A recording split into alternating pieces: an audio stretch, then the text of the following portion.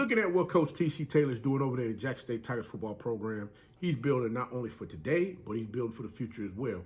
And what he's done with this recruiting class, like I stated before, this is his first recruiting class, so you can't take anything away from how he's building his team up that's going to get out here and compete on the field this upcoming football season.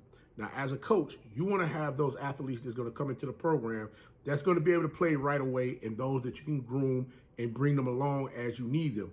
Well, I'm going to tell you, Coach T.C. Taylor was able to find a young man that could very well come into the Jackson State Tigers football program and play for him right away. And looking at how this young man got down out there on the field, I'm going to tell you right now, he's going to shock some folks with his play this upcoming season when his number is called. We're going to talk about this young man right after this.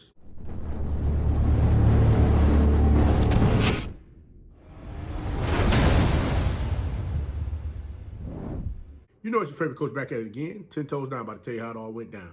This is Tomorrow Leader Sports Network with your host, Coach Walker. If you're new to the channel, please like, share, subscribe. Hit that notification bell so you get all upcoming videos. For all my leaders out there, welcome back.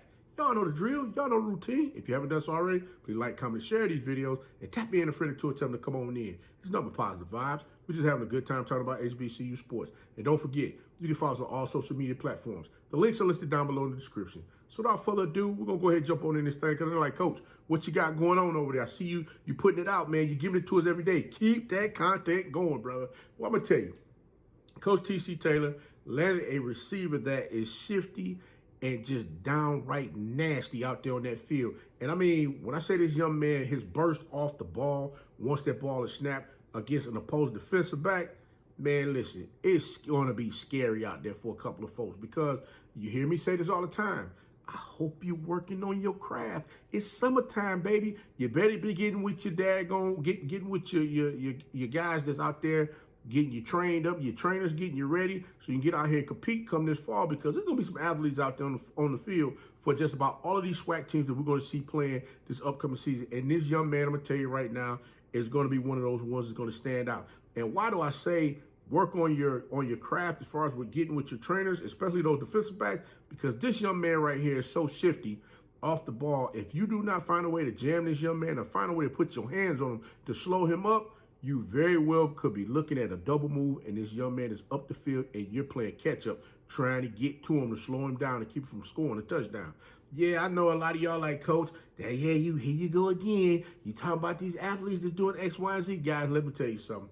I'm going to always find something positive in everything that everybody does. That's just the coach in me. Because when it comes down to beating the athlete down, you got to find a way to build them back up too. Because if you ain't building them up, guess what? You're leaving the athlete out there in the wind, and you will very well lose him, especially at a time when you need him to go out there and produce. But with all of that being said, I'm going to tell you right now, this young man here, hey, men lie, women lie, numbers don't. These numbers ain't lying. This young man had 65 receptions for 1,484 yards, 16 touchdowns, while helping his team win a 6A South title.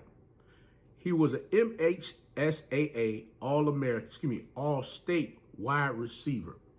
Mr. Lester Miller from Brandon High School, wide receiver, 6'2", 165 pounds.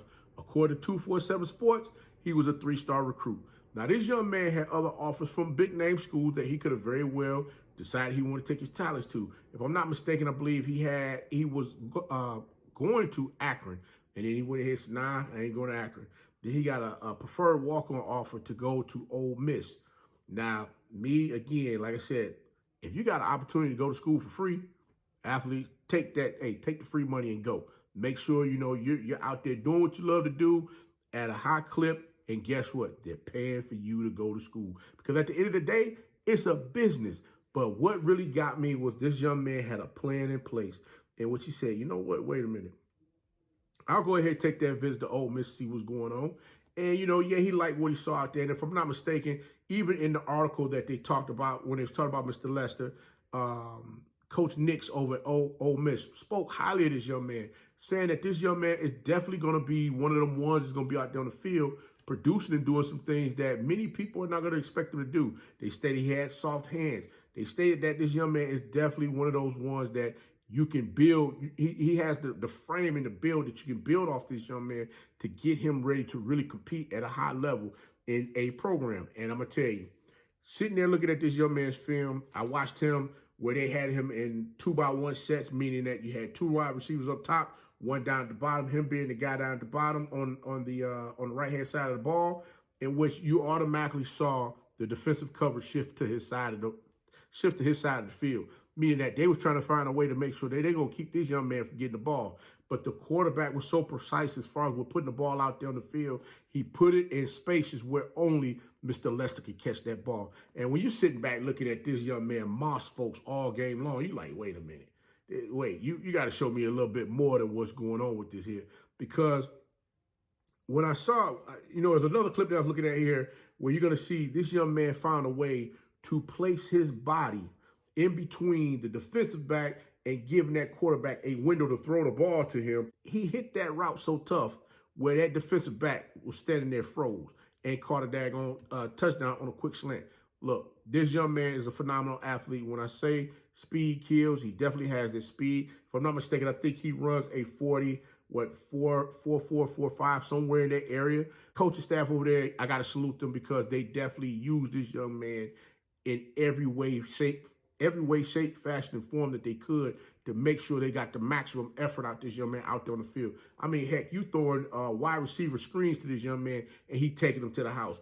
It just didn't matter. I mean, when you sit and look at, like I said, watch this young man get off the ball. When he gets off the ball, you got defensive backs playing so far off of him. By the time they're able to get to, collect themselves and get themselves in their drop coverage, or if they may be playing catch-up coverage, this young man is already gone. So by the time, if the ball is, thrown at him and he's running his stride, guess what? That's 6 points. If the ball is underthrown, then yeah, it might give the defensive back a little time to catch up, but this young man is already hitting another gear and go.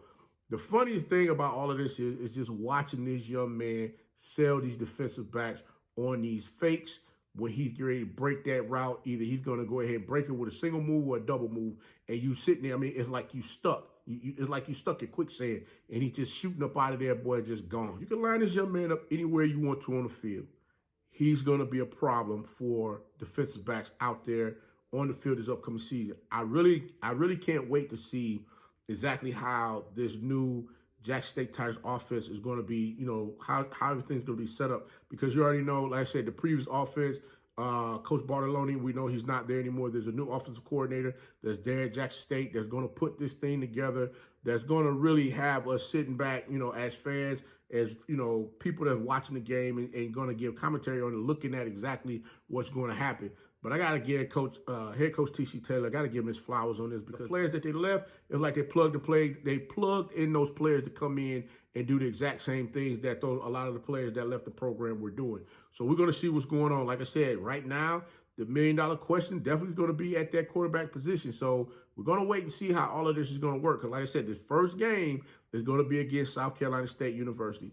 And we're going to see exactly how everything is going to pan out, because they got changes over at South Carolina State, just like there's changes over at Jackson State. And you already know head coach Buddy Pugh going to have some things, he's going to have a couple of tricks up his sleeve, trying to make sure he keep that game close, or better yet, able to jump out there on Jackson State early on and get this thing rolling to keep the momentum on their side. So again, I'm going to say congratulations to Lester Miller on deciding to bring his talents to Jackson State University, and look forward to seeing what you and those Tigers can get out there and do this upcoming season. And also I want to say salute to head coach T.C. Taylor for definitely getting in there and making sure that he continues to keep moving that football program forward. Like I said, a lot of times people get caught up in all of the hype and all of the craziness that's going on, that's surrounding around them, and lose focus. And that's one thing I got to say, head coach T.C. Taylor is definitely letting everybody know, hey, you coming in here to this program, y'all better understand, guard the yard, because that's what it's all about up in here right now. We're going to guard the yard. We're going to get out here and do what we got to do. But, guys, coach going to go ahead and get up on out this thing. But until next time, be the one and lead.